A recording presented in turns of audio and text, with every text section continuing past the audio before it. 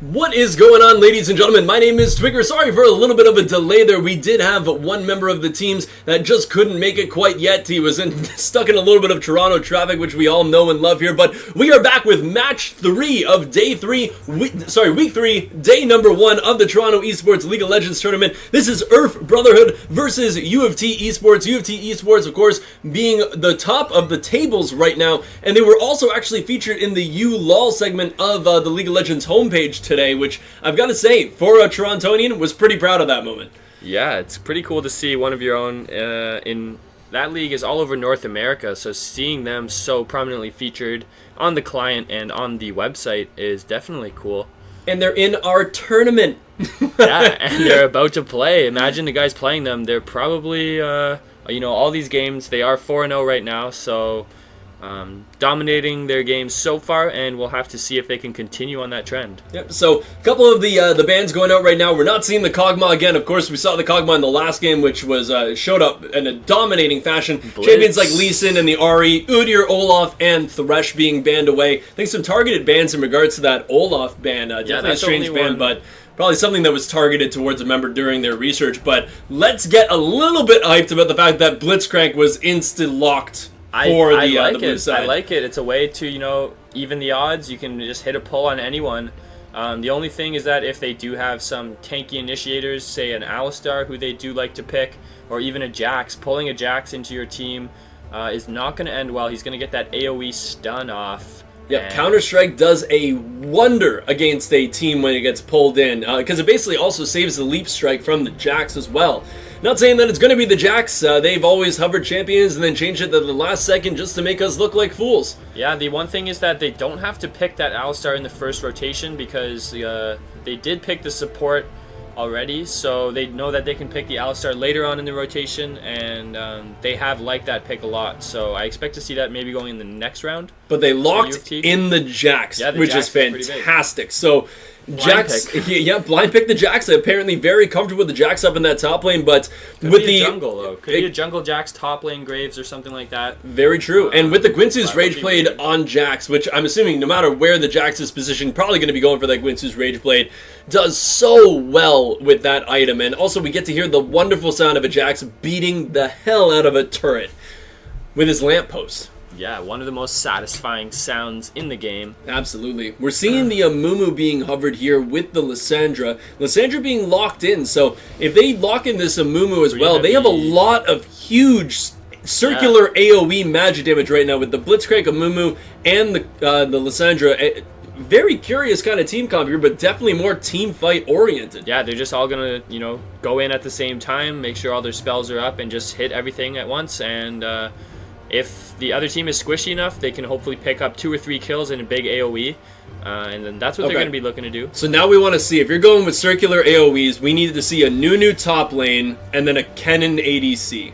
Yeah. That's what we need. And I'll be very upset if we do not see that. I know that all of you guys are looking for that full circular AoE team comp, which is so prominent nowadays. But looking at the U of T team right now, locking in the Bard. So going for a fairly...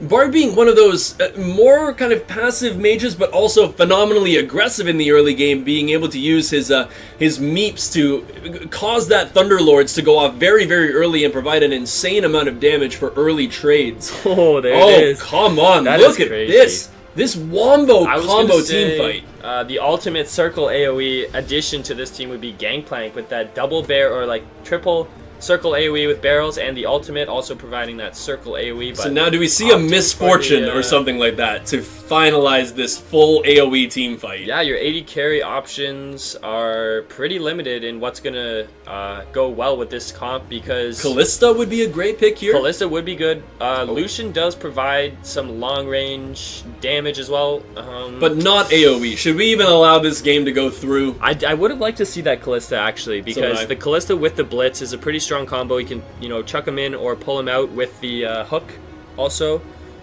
Getting pulled...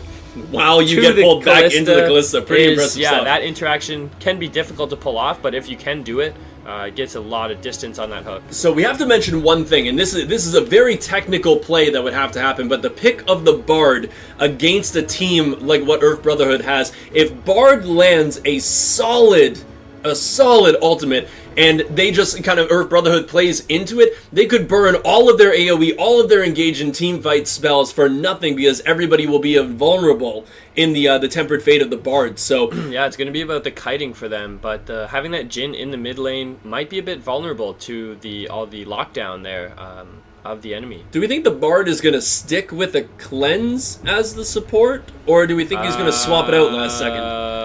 I mean, he would only be cleansing the Lysandra and the Amumu, unless... Oh, yeah, so he does.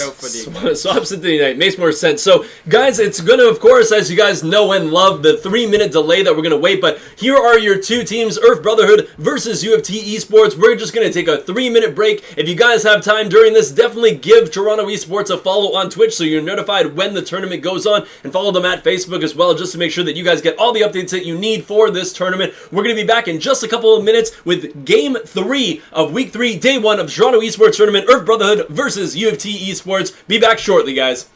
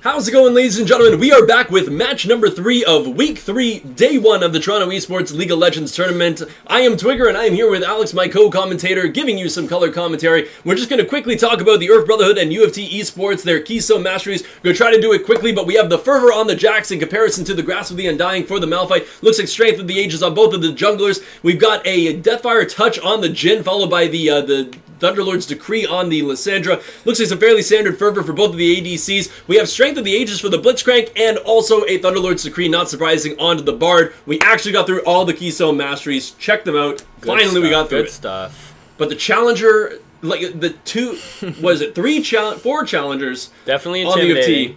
But luckily, you can't see it if you're on the enemy team. It is pretty intimidating, but how do you feel being that one master tier bard looking at your team? Yeah, that's the guy that has to get all the coffees before practice, you know. The water boy of the team. Anytime he tries to fight back, they're just like, hey, master. Yeah, hey, master tier, step down a little bit. You're talking to challengers here. Yeah. But we do now have the teams into the game. It's going to be a very exciting one. We have some very unique champion picks here, especially just one to bring up here. Blitzcrank as the support, and also a Mumu in the jungle. Definitely some picks that are a little bit out of meta, but we also have a Jax up in the top lane for UFT with a Jhin down in the mid lane. So definitely some interesting picks. Hopefully will actually be some very, very close and interesting team fights. Both teams offering some very different things with their team comps, and just going to be down to who executes their team comp the best. But just one note here, you see UFT stacking up. Always a good move to do against a Blitzcrank, because usually Blitzcrank teams want to invade and try and get a pick early on with that pull. So they're just stacking up in a bush so that if the enemy team did come, it would be an even 5-on-5, and they would get the advantage with the first sight. And they're going in for the engage, but luckily the Earth Brotherhood has set up themselves really nicely here, just making sure that all their bases were covered, all the entrants were covered, and they do see that UFT invade right off the bat. So they're just going to be able to walk away from this one. Nothing's really going to happen. Blitzcrank early game not being utilized, and it's just going to be kind of back to the jungle to clear out some camps and go to your lanes. Yeah, exactly. The other thing about that Blitzcrank is that the Ezreal, with the timing of his Arcane Shift, can actually get out of the hook.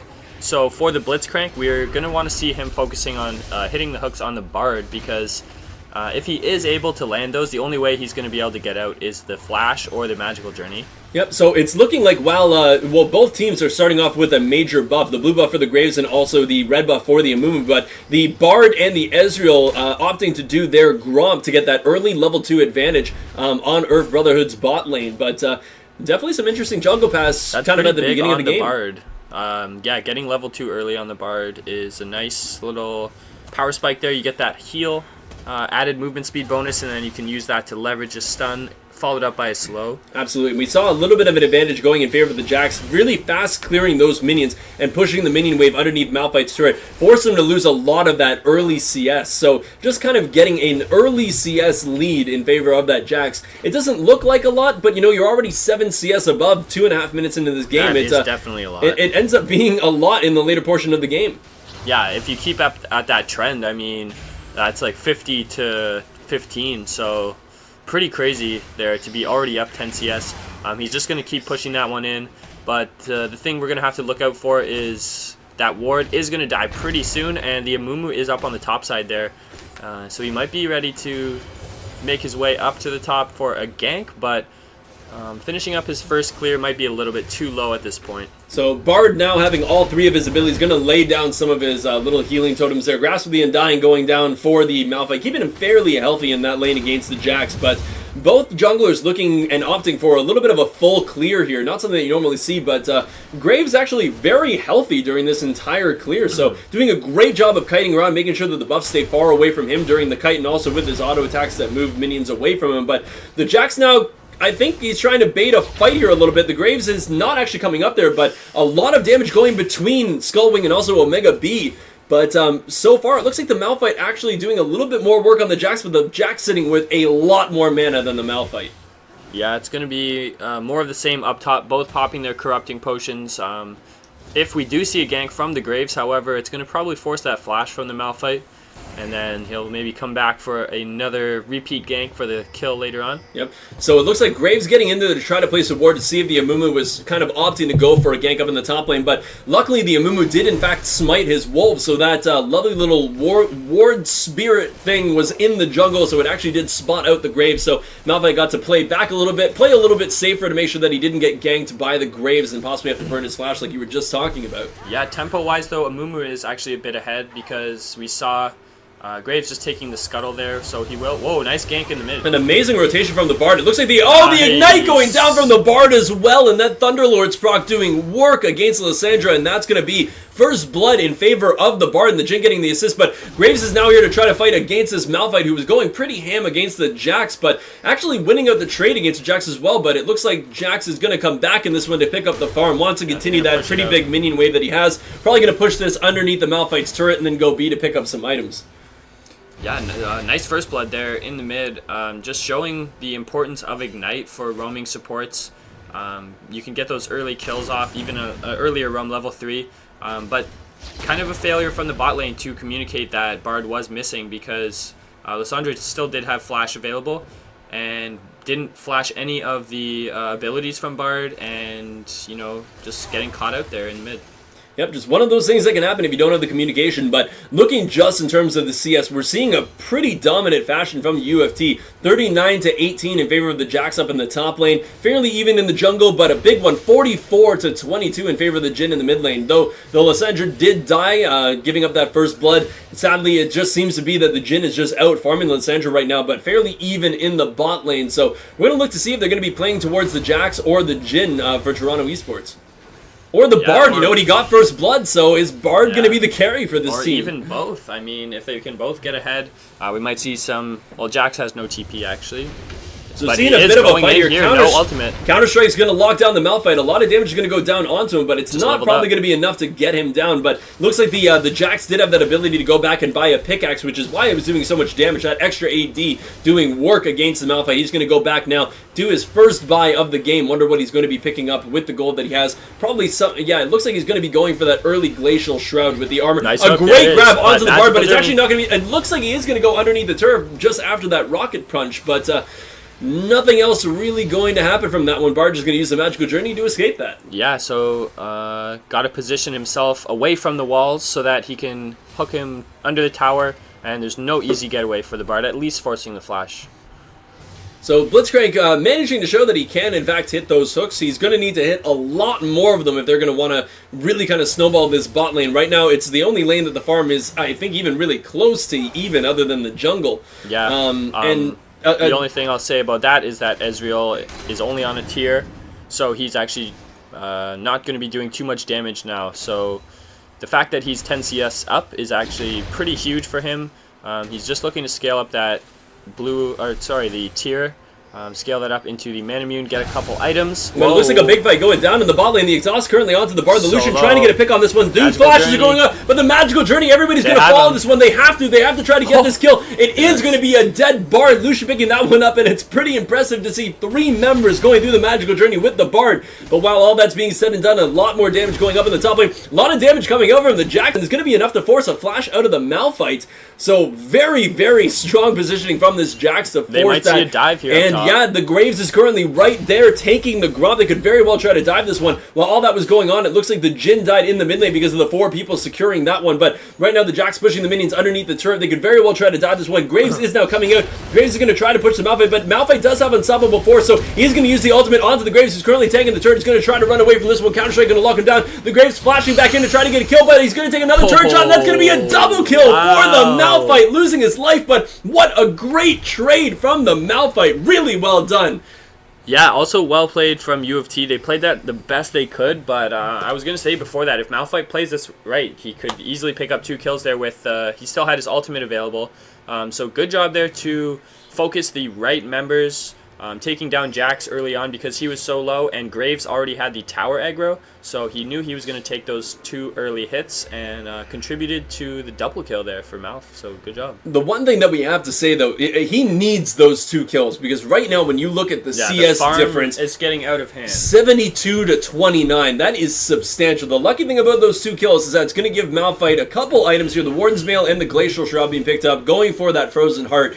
Going to give him enough armor to hopefully hang with this Malphite, this Jax up in the top lane, but there is a huge difference in CS right now that the Malphite is going to have to start getting a few more CS, or else the Jax is just going to snowball to a point where the Malphite's not going to be able to deal with him, seemingly no matter how many kills he picks up. But we do have the Blitzcrank getting stunned down by the Bard, and it looks like he's probably going to be going down to that Ignite. Whoa, the Lucian managing to trade a kill up onto the Ezreal. Wither Me Dead doing a great job. The culling now coming out onto the Graves. Sadly, there are some minions in the way, so he's not going to eat the entire culling, but definitely a lot of damage going down onto Graves. Looks like the Bard just trying to disengage on this one, utilizing expecting that Q to get a slow onto the Lucian, so he up couldn't top, change Malphite's go down. But there we go. Malphite going down to the Jax. Jax does, in fact, have that pickaxe and also the blasting one, the pieces that he's going to need to build that Gwinsu's Rage Blade fairly early, and it's just one of those things. With that 88 to 32 CS mark, it's just been so much gold for the Jax. He's been able to get those really big power items where Malphite's really just built nothing but tanky. Yeah, I feel like UBH is kind of at a loss of what to do here. They've been picking up some kills, but the fact that Jax is just still expanding that lead up top and dominating Malphite so heavily, it just makes it difficult for UBH to make plays around the map because they have to focus so heavily on that Malphite. But in the late game, I will say that because Malphite scales so well with armor, and they have 3 AD carries on the enemy team, probably going to be able to pick up some nice ultimates late game. Jax is caught in a little bit of a bad position here, but it looks like he's probably just going to be able to leap strike right over to his pink ward. Very, very nicely done from the Jax, just staying up there as long as possible and jumping over. I think he did walk through that one. Maybe not, though. Sorry, Malphite did just come back up. I think the Amumu actually did walk through the pink ward in that top side. Yeah. I think that was there prior to Jax jumping over that. He's also purchased another pink ward, assuming that that pink ward is not going to last very long. But definitely well played by the Jax, just making sure that he didn't lose his cool. He just sat there up in that tri-brush, waiting and biding his time, waiting for the Amumu to kind of come to him, and then jumping over, using that Jax mobility to get out of that one. But it looks like we do have a disconnect from the Malphite. Sadly, these are things that happen. We are playing from everybody's home computers and things like that, so every now and again sometimes your internet comes out or sometimes your mom asks you to do the dishes. What can you do? Yeah, so you just unplug the Ethernet. No, I'm just kidding. So it looks like he was reconnected, so hopefully we'll get these teams back into the game shortly. But while we're talking about that, so we've been discussing so far the Jax CS lead in favor of the Jax versus the Malphite, 94 to 32, but we haven't really talked about the fact that Jhin is up almost 50 CS in the mid lane, 102 to 56. So that's a scary notion that even though you were talking about Malphite scaling so well with armor and having 3 AD carries on the enemy team, it's gonna be tough. If these AD carries get so far ahead in the early and mid game, is there really going to be a late game for the Malphite to really scale against AD? That is a great question, and the answer is probably no. I mean, 50 CS is a lot at this point, only 11 minutes in, and he still has a lot of money in his pocket as well, so he's going to pick up a big item spike when he goes back, and we'll probably see that leading into big advantages for the mid lane fights if they go for those 2-on-2s with the Graves. And it's always an issue, I find. Like, it's great that the Malphite's going to be building a lot of armor. It's going to do great against the Graves, the Jhin, even the Ezreal. But the issue about facing a Jax with the Gwinsu's Rage Blade is the mixed damage that's coming out of him and the magic damage coming out of him as well. That's sadly going to bypass a lot of the armor that the Malphite's built. So it's kind of one of those champions that you didn't really want to face as a Malphite. But if it went your way, it would go really your way. But sadly, it's just he's fallen a little bit behind. He's lost a lot of CS. And now this Jax is kind of at that carry potential, that scary point in the game where if he gets one more kill, I think this Jax is going to snowball to the point of hyper carry, and it's going to be game over for Earth Brotherhood. Yeah, I got to agree with you there. They have a couple scaling up picks that are getting pretty scary for UFT. They're just going to be able to pile on that damage in the team fights. Jax is going to go in, and everyone else, all their 380 carries, are going to do those long range abilities, get a lot of damage onto the back line, and if Jax gets fed enough, that's just going to be multi-kill, at least for him. So the one thing that we can kind of say just in regards to the team fight, and if it possibly happens, if we get to the point of team fights happening, is that with the AoE of the blue side, Earth Brotherhood, if they get into the squishies, if they land their ultimates on the Graves, on the Jhin, and on the Ezreal, even two or even one of those people, and manage to take them down very quickly, we could very well see a swap in just the amount of damage that comes out of Earth Brotherhood to actually take down somebody like the Jax. The issue is if you don't land these ultimates, if you don't land the Wombo combo on more than one person, you're going to have, and you still, even if you do land it on more than one person, you have to be worried about the Jax just jumping in and dominating. Threats on their team that it's going to be hard for the AoE to catch them all, so if they focus on a couple members, there's still going to be two members, hitting your backline or getting a lot of damage off, so got to be careful there. Even with the big AoEs, not going to be able to catch everyone. So it looks like we are back into this game now. Of course, Malphite just having a little bit of connectivity issues, but course, in tournaments like this, you do have the pause feature, which is fantastic, allows people to get back into the game, because if the Malphite wasn't in this game, I couldn't imagine the snowball that Jax was going to be facing. Yeah. Jack's getting some more free farm. Whoa. But here we go. A huge ultimate coming out of the Mumu, trying to lock everybody down. The Barbie taken down, but not before he gets a magical journey for the Ezreal to take. Lucian now coming in, trying to get a kill. He's going to get the last auto attack, walking in at the exact last second for that last. It was a kill secure, not a kill steal on that one, but a double kill for the Lucian. Now sitting at 4-0-1. Maybe the hero that Earth Brotherhood needs to carry them to victory. Yeah, that's going to be how they get back into this game. If Blitz can keep hitting those pulls and starting fights at the key times, with the Amumu there ready for the Curse of the Sad Mummy.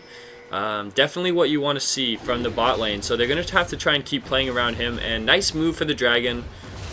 They didn't have vision really of...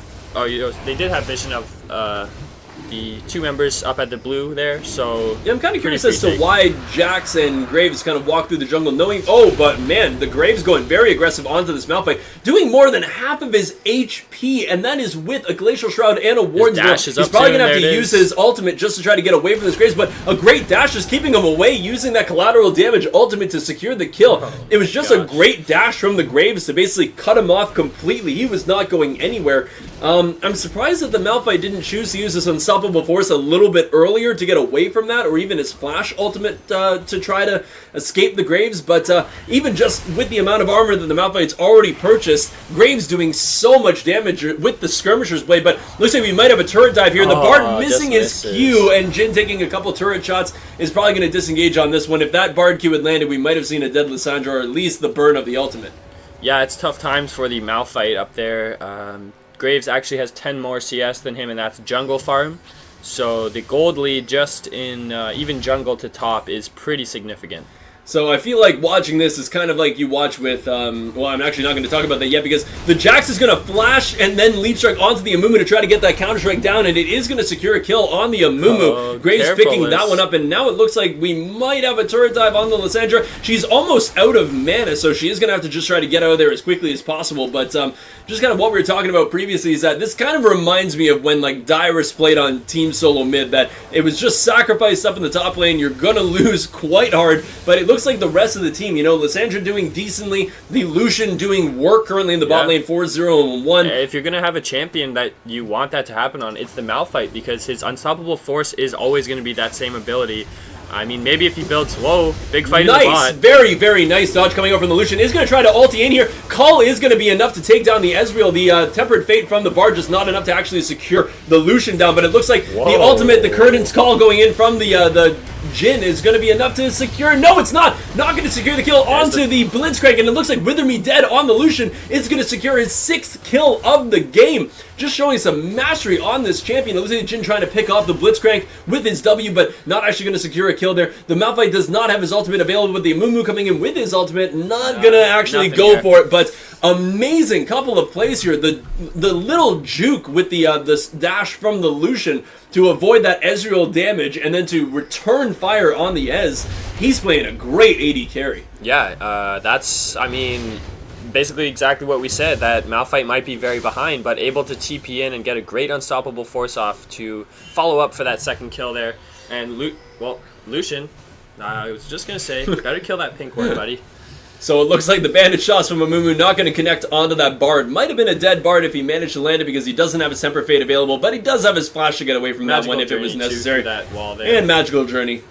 But Ezreal now just kind of going into the mid lane, going to try to just pick up as much CS as possible, because that's the one thing that he does have on the Lucian, is he does have a CS lead, which is giving him some gold, but the gold advantage, of course, going in favor of the Lucian. But while that's all being said and done, the Jax going up to the Rift Herald, and is going to just solo it. He's got the Bilgewater Cutlass and the Gwynsu's Rage Blade.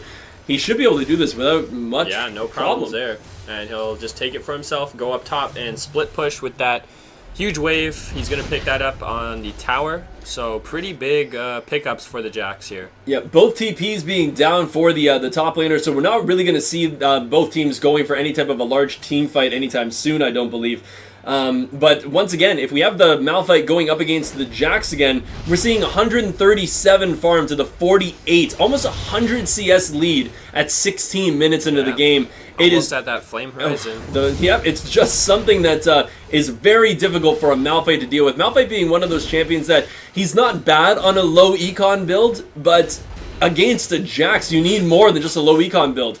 But the Amumu and the Malphite are going to go in. An unstoppable force with the Curse of the Sad Mummy. They kind of chain them. Definitely not the way that I wanted to see that happen. But of course, you know what? If a play like that happens, you just got to spam your champion mastery and go, worth it, brother. Yeah, in that case, you should always wait for the Jax to use his escape and then follow up with the unstoppable force after. Because you know that Amumu is going to lock him down for 4 seconds and he's going to want to get away after that. So just save it, hold on to it until you see that leap strike come out to the ward, and follow up, and you get another CC there, not overlapped on the Curse of the Sad Mummy. And that was exactly it. It seemed that it was just completely overlapped CC, right? Using the Unstoppable Force on the Curse of the Sad Mummy just means that it's going to be, even if they didn't wait for the leap strike, you would have had him locked down for another at least 1.5 seconds. Might have been enough damage to kill him before he got the chance to leap strike, but yeah, it's one of those things just happen. Have to talk about too. But it looks like we have a fight in the bot lane. The flash coming out of the Graves to get away from that bandage toss from Amumu. But a great Blitzcrank is going to get the Graves back into this one. Collateral damage completely whiffing, but not enough damage coming out of the Lucian. Looks like the claw coming down from the Lysandra is going to get in here. She does still have her ultimate available. Is going to ulti herself to just slow everybody down. I would have probably liked to see an ultimate on the Graves rather than herself, but sadly that's just not going to be the case. But Curtain's Call coming down now for the Jhin. The Blitzcrank hook is going to miss, and now he's going to take a lot of damage from this ultimate. Looks like the Amumu taking a lot of damage as well. Ezreal is now completely out of mana, not really going to be able to get in on this one, but the lockdown going down. The Jhin is going to flash in to get a Q off, and also another auto attack onto the Lucian. That's going to be a double kill and a shutdown in favor of the Jhin. He is now kind of chasing his way down into this bottom lane, but I don't think he's going to have enough to pick anybody else off because he can't get his snare off. Yeah. Or a crit for that movement speed. And Jax is now kind of caught between rock and a hard place, but there we go. The Unstoppable Force coming out. Jax has no more mana, and he's going to get taken down. Great Unstoppable Force on the Malphite to follow that Jax through. Not that I was sure what the Jax was thinking being that far up in the lane, but was definitely an aggressive play on his part. Yeah, just trying to clear that minion wave. At least delays the other team. It does delay. Probably not worth it because he gave up that free pink ward there. The lucky thing is that he wasn't shut down. He hasn't picked up a lot of kills, so there wasn't a lot of team gold. Yeah, that's actually true.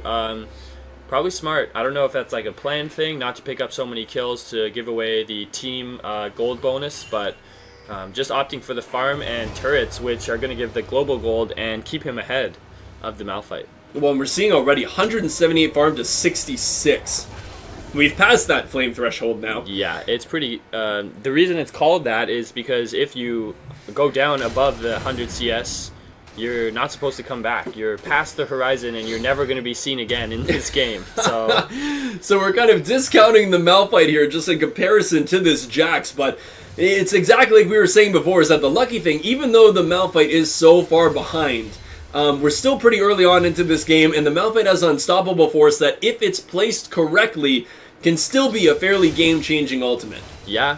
One thing to make note of, though, Ezreal has completed his Mirror Mana and the Iceborne Gauntlet, so that's a pretty huge power spike, and we can see them moving that Ezreal into the middle lane. So Jax using his Counter Strike with his Leap Strike to engage on this Malphite. The damage coming down from this Jax, forcing the flash on the Malphite immediately. An insane amount of damage coming out of the Jax, but you know, it's one of those things, having that Blade of the Rune King and also the Gwynsu's Rage Blade is just an insane amount of damage, but Blitzcrank trying to make something happen in the bot lane, but the flash Counter-Strike onto the Malphite is going to force the Malphite to use his Unstoppable Force just to get away, but Amumu coming in now, the Tempered Fate landing on both the Lucian and the Blitzcrank was a perfect ultimate from the Bard. Looks like the Ezreal Arcane Barrage is not going to land on anybody. Lysandra is going to come in and use her Ice Tomb on herself. Looks like the Blitzcrank taking a lot of damage. The Bandage Toss is going to whiff from the Amumu. The Amumu is trying to get out of this one, but is going to use the Curse of the Sad Mummy to try to get away, but now we have Curtain's Call going to immediately take down both members of Earth Brotherhood. An amazing snipe shot. Is that Caitlyn or Jhin I'm seeing? And now while all this is going on, Jax is going to jump in and take care of that Malphite. He's going to start wailing away with that sound that we all know and love from the Jax. And he's going to wail away on that first inhibitor of the game at just over 20 minutes into this game. Incredible plays coming out of U of T. Yeah, that was a really clean fight in the bottom lane. That Bard Tempered Fate was pretty key right as the Amumu was trying to go in, so delayed their whole play there. And then Amumu kind of held on to his ultimate for a bit of an awkward time later on. But yeah, clean fights there, avoiding a lot of the damage, and the AD carries were really spread out, which allowed them to focus, different people, but they're far enough ahead where they all were able to take them down at the same time. And when you get 2 kills from 2 shots with that, the Amumu going in onto the Graves, trying to steal the kill. He does not have flash available, so he's trying to go towards this Lucian to maybe try to do some damage, but he just has absolutely no way out of this one. They're just standing so far back that he can't actually get in, but the flash coming out from the Blitzcrank to grab the Graves. Hey, flash for flash, I will definitely take that. Support flash for jungle flash, but while all this is going on, a 21.5-minute duo Baron with the Ezreal and the Jax. Look at the healing that he's getting from his Blade of the Rune King, and also just that extra Vampiric Scepter. This is going to be a free Baron without a jungler, ladies and gentlemen. Just the strength of that Jax. Look at the damage coming out of the Jhin as well. His Curtain Call is available, and this is going to be one shot. Oh my gosh. These Curtain Calls are just on point. Like, this is the point where you just take out your guns, you blow the smoke out of the barrels, and you just holster them immediately, because your job is done here, boys. Yeah, he's hitting all those skill shots, which I guess is how you make Jhin strong. I mean, I've only played him a couple times, but it seems like if you are able to hit those skill shots, the damage output and the snare from such long range and is the thing is, so too, powerful. the less shots you actually take of your Curtains Call, the lower the cooldown is. So if you empty out all of your barrels, it's a longer cooldown. So the fact that he's landing these so quickly, but a great Curse of the Sad Mummy on 3 people, but sadly there's absolutely nothing to follow up. The Bard getting hooked in here, but he's just going to flash out and it's taking 2 turret shots, getting fairly low, but not going to be enough to actually take anybody down. So yeah, the Curtain Call lowering its cooldown if you take less shots. So the fact that he's just landing these 1-2 shots, or even just the 1 shot and then holstering, then he gets the lower cooldown, it's going to be up sooner. It's just a brilliant Jhin play. It does do more damage though, I believe, as you release shots. So a bit of a trade-off there, but I really like that, how you can kind of choose if you feel like you only want to use the 1 or 2 shots, which he has been doing.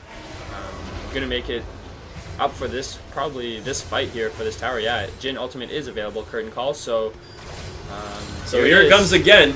Currently firing it on a Malphite, does manage to land one onto the Lysandra, but and there we go! Once again! To switch it up, switch sides, make sure that the AD carry was not ready for that one, and he got the bonus damage there on the 4th shot, so even if he wasn't so low. There's the Malphite going in, a shutdown going towards the Amumu, a great unstoppable force followed by the Amumu Bandit shots, the Arcane Barrage from Ezreal not landing on anybody, but Graves currently taking a lot of damage.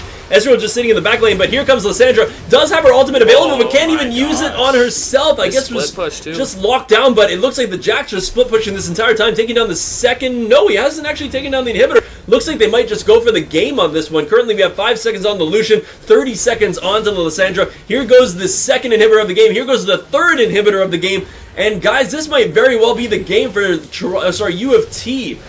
It was just a remarkable game. Throughout the entire thing, the Lucian played so well on Earth Brotherhood, but sadly, the Jax just got so dominant. Everybody on the team just played so well. Clutch Jhin ultimates, but last team fight going on here. The Malphite taking a lot of damage. The Graves trying to get out of there with his dash, but is going to go back in. Tempered Fate onto the Amumu. Are they going to try to clean this one up? Counter-Strike is going to land, and they are going to be able to kill Jax the Amumu. Triple kill for the Jax, but he does go down, but I would type worth in the chat on that one. And that's going to be the end of the game. U of T eSports triumphing over Earth Brotherhood in our 3rd game of the day. Solid win, climbing to 5-0 now for U of T, so still atop the standings. Great victory for them.